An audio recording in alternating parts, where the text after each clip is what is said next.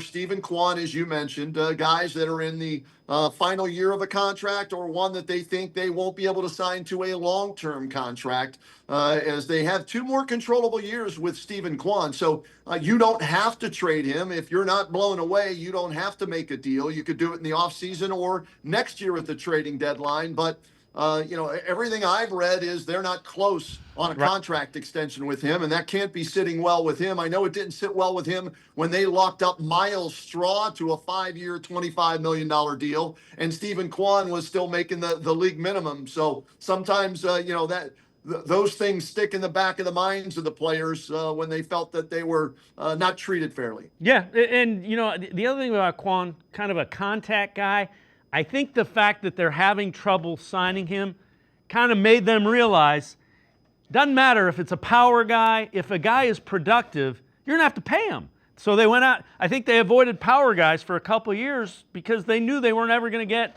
to a second contract if they were successful. Well, if a guy's hitting 300 and can steal your bases, it's going to be the same amount of money to lock him up to a long-term deal.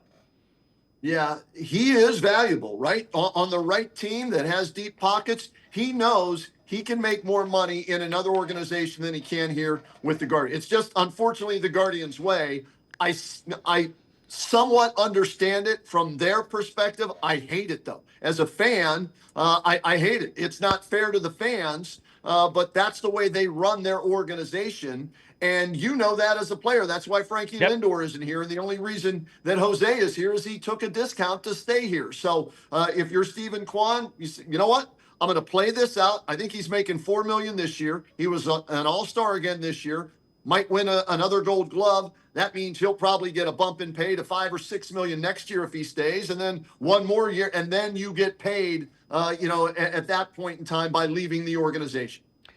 Economically, baseball is broken, and they need to find a way to fix Yes. it because you can't have teams that can construct a team like the Dodgers, like the Red Sox, like the Yankees, and they can't make the mistakes in the less with the TV revenue is what it is. Those teams make over $1 billion with a B dollars in television money. The Guardians and teams of this market size make $40 million with an M. So it doesn't add up. Kenny, as always, we don't have to like it. We don't have to agree with it.